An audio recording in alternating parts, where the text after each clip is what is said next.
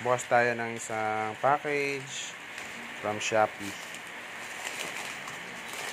Ito kailangan ng mga buntiloy, mga buntis.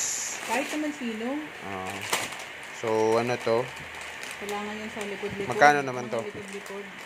189. 89. Laki ah. Oo, 1,000 ka. Ano to tawag na to?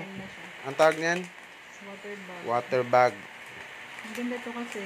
So pwede warm water, pwede cold. Oo, pwede rin actually. Pwede ice. Pwede din. So pang hot compress ito pag masakit yung tiyan, sakit yung likod, pagtatanggal ng mga sa mga babae, kailangan to. Pag nagka-cramps. Menstrual. Pag nagka-cramps. Ang maganda sa kanya, may damit siya. May bandabalad siya kasi parang pag halimbawa,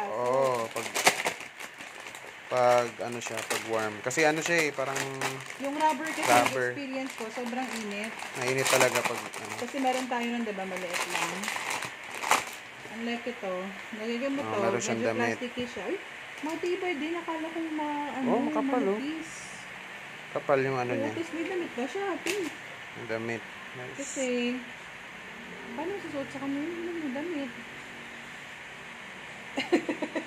Hindi, lulukutin mo siya. Ilulusot mo lang siya sa kanila lalagyan ng tubig. Talagang lalagyan ng tubig.